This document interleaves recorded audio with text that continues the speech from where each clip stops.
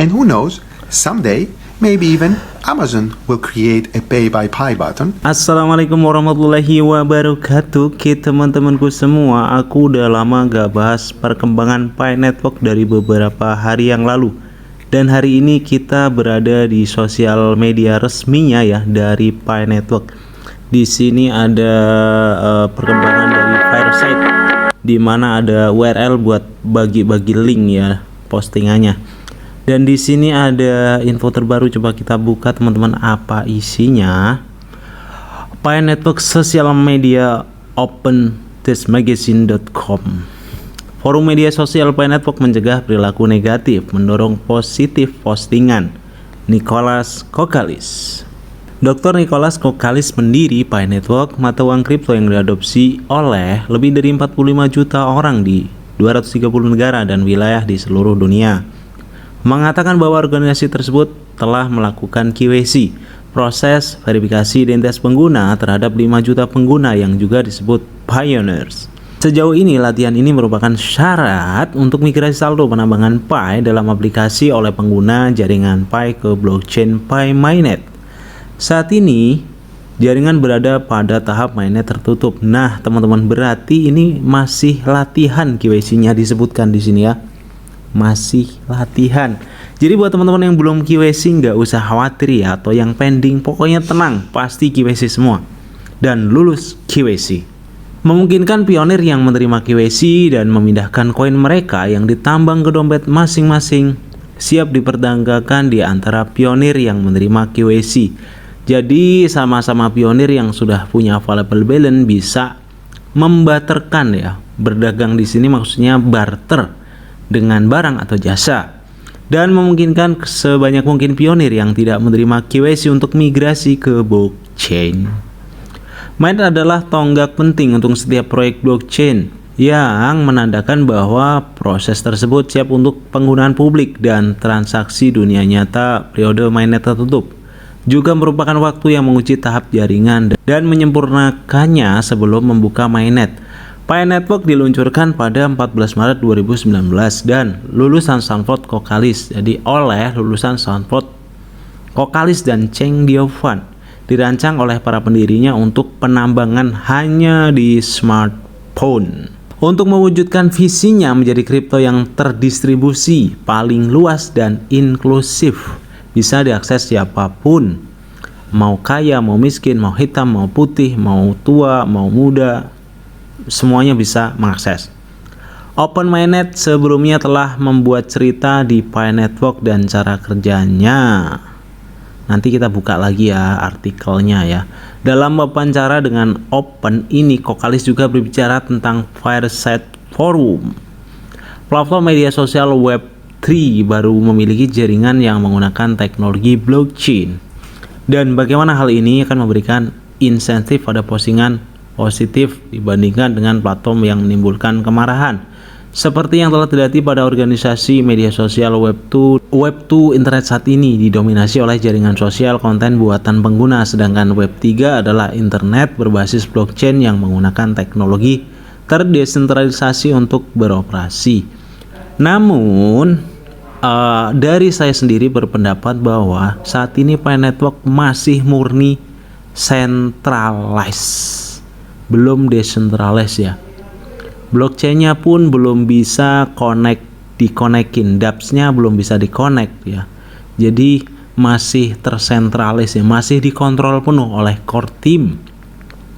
Migrasinya, kemudian jika ada pengembang mau mengadopsi jaringan Pi-nya pun harus mengikuti hackathon dulu. Jadi tidak adu harus merapat dulu. Artinya ini centralized ya, kira-kira gitu. Itu pendapat saya nih. Dan di sini ada sesuatu yang menarik teman-teman dari Coinbase. Untuk ini ia mengungkapkan tokenomics. Kependekan dari tokenomics yang menurut Coinbase adalah analisis karakteristik fundamental mata uang kripto yang dapat membantu Anda membandingkan token satu sama lain dan membuat keputusan yang lebih tepat.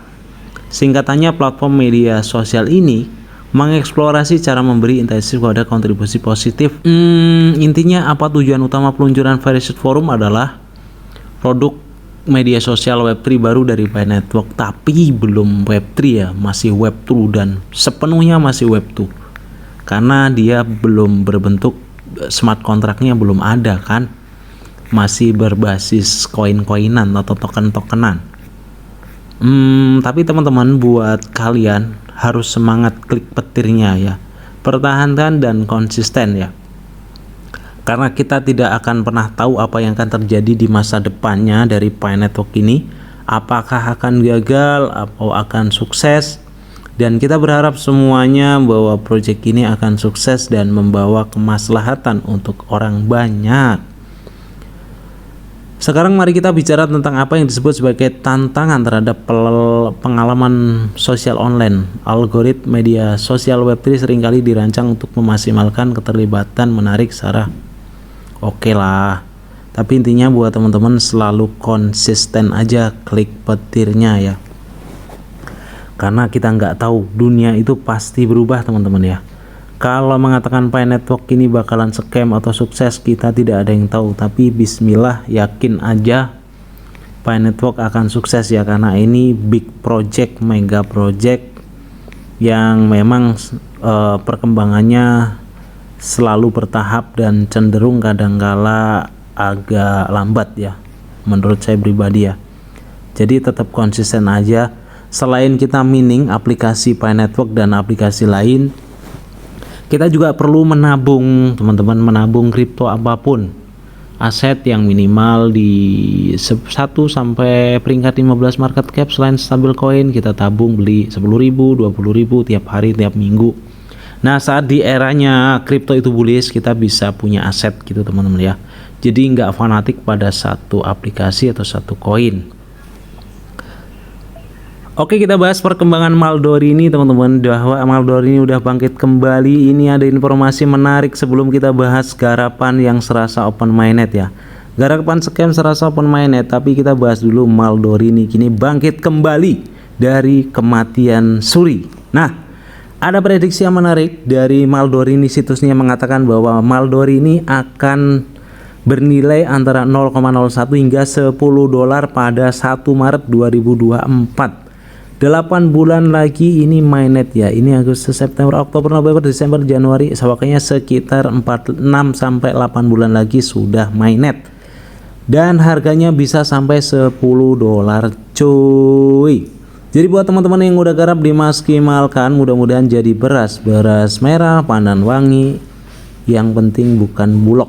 Nah, itu dia teman-teman informasinya. Kita coba kupas semuanya, kita cek tokenomic dan white papernya cuy. Nah, di sini dia teman-teman. Total pasokan dari spesifikasi total pasokan mata uang kripto Maldori ini ada 3,5 miliar. Gak terlalu banyak ya. Kalau Pi itu 100 miliar, kalau Maldori ini cuma 3,5 miliar. Nah, kalau yang 100 miliar aja katanya harganya bisa 4 miliar. Ini kalau Maldori ini cuma 3,5 miliar. Ini bisa 10 miliar coy. Harganya lebih 15 miliar. Aduh, halu dikit gak apa-apa ya coy. Wah, walaupun halunya kebangetan. Nah, ini dia teman-teman tokenomic dari Maldori ini ya. Nama tokennya Maldo, simbolnya MDL, jaringannya Ethereum ERC20, desimalnya 8, jumlah pasokannya 3,5 miliar, kemudian di pra penjualan 20%, sekitar 350 juta ya yang buat peluncurannya, buat presale. Kemudian peluncuran resmi mainnet saat ini MDL sudah aktif di mainnet blockchain Ethereum. Oh, ternyata sekarang sudah aktif ya, sudah aktif. Sudah ada di Ethereum, nanti kita cari smart kontraknya. Namun tidak dapat menggunakan MDL untuk tujuan komersial atau utilitas sehingga peluncuran resmi. Tapi kita belum bisa transaksi teman-teman. MDL secara resmi akan diluncurkan pada tanggal 1 Maret 2024. Setelah itu semua pemegang MDL dapat menggunakan token mereka dengan tujuan komersil dan utilitas. Dompet cryptocurrency Maldor ini akan diluncurkan sebagai peluncuran resmi MDL, akan didukung oleh dompet mata uang kripto Maldor ini dan banyak dompet mata uang kripto utama lainnya.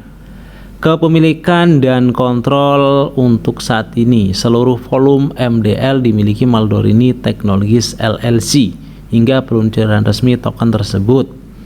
Jadi teman-teman, pastinya di sini diterangkan ya bahwa Maldor ini akan di mainnet di bulan Maret. Tanggalnya di sini tadi adalah tanggal 1 Maret, coy. Jadi hanya hitungan berapa bulan lagi, sekitar 8 bulan lagi, nggak lebih. Nah, kumpulkan Maldor ininya, bila perlu bisa dapat 1000, 2000, syukur-syukur bisa 10.000 Maldor ini. Kalau harganya bisa kayak $1 aja apa $10 ya, atau 4 miliar misalnya, waduh jadi sultan banget. Oke, bahwa Maldor ini akan meluncurkan dompetnya sendiri nih. Dompet Maldor ini adalah dompet mata uang kripto canggih. Dompet Maldo adalah dompet mata uang kripto resmi Maldor ini Tokenes akan mendukung MDL balbalba. Akan lebih dari 15 cryptocurrency utama lainnya. Ini adalah dompet mata uang kripto aman, sangat terjamin dan menyimpan, mengirim, menerima mata uang kripto. Dompet Maldor ini akan diluncurkan pada tanggal 1 Februari 2024. Lebih lanjut mengenai dompet Maldor ini akan dirilis secara berkala hingga tanggal peluncuran 1 Februari 2024. Nah, teman-teman, itu dia kabar dari Maldor ini. Dan kemungkinan akan di listing pada 14 Februari. Nah, itu dia teman-teman ya beritanya. Nah, kali ini kita akan bahas sebuah garapan baru ini yang serasa open mainnet, teman-teman. Sekarang terbuka untuk pengguna individu yang bisa berinvestasi dengan pembayaran otomatis, berbayar 24 jam full time. Dana dipantau oleh JP Morgan Chase Bank untuk menghindari kerusakan. Nah, kita penasaran JP Morgan seperti apa? Kita lacak JP Morgan. JP Morgan Chase Bank, kita penasaran nih, katanya dananya dikelola oleh JP Morgan Chase Bank. JP Morgan Chase Bank Times, perusahaan paling berpengaruh. Time mendapatkan JP Morgan Chase sebagai salah satu dari 100 perusahaan paling berpengaruh tahun 2023, coy. Nah, ini bisa benar bisa hoax ya, tapi ini data yang ada seperti ini teman-teman ya, bahwa dana yang dikelola oleh bisnis yang satu ini teman-teman ya. Ini hari ini gua mau withdraw produk atau bisnis scam ya teman-teman ya. Jadi teman-teman gak usah ikut garap karena ini bisnis scam. Jadi aku langsung aja withdraw teman-teman. Kita klik bagian tombol withdrawnya, cuy. Withdraw di sini ya. Kita klik aja berapa hari ini kita bisa withdraw. Nah, ternyata ada $80 teman-teman ya. Withdraw ke alamat wallet yang ini teman-teman, TG ujungnya 23 sekian. Kita pastikan dulu alamat walletnya udah benar di bagian Bitem ya. Bitem ini adalah aplikasi exchanger baru di Indonesia yang udah lolos Bapepti dan udah pokoknya exchanger terbaik ini. Jadi aku sekarang mulai belajar ke Bitem buat beli-beli koin ya, buat nyimpen setor ke TRC20, kemudian kita klik salin teman-teman di sini. Nah, kita pastikan sama ya, ujungnya TGZ ujungnya 23JR. Di sini udah benar. TGZ ujungnya 23JR, kita masukkan saldonya di sini 38 USDT, 8 gitu aja teman-teman. Kemudian kita masukkan sandi security passwordnya ya, kemudian kita klik konfirmasi. Dan setelah dimasukkan lengkap seperti ini, kita klik konfirmasi der. Oke, withdrawal sukses dan saldonya berkurang menjadi 0,05. Kita cek di bagian berandanya teman-teman, saldonya udah berkurang. Dan sambil menunggu landing withdrawnya, menunggu inbox emailnya teman-teman untuk membuktikan udah landing, kita kerjain misinya di sini teman-teman der. Nah, itu dia teman-teman ya. Jadi aku cepetin tadi. Cuma ternyata di sini buat yang teman-teman udah daftar tapi gratisan ternyata nggak bisa di withdraw teman-teman ya.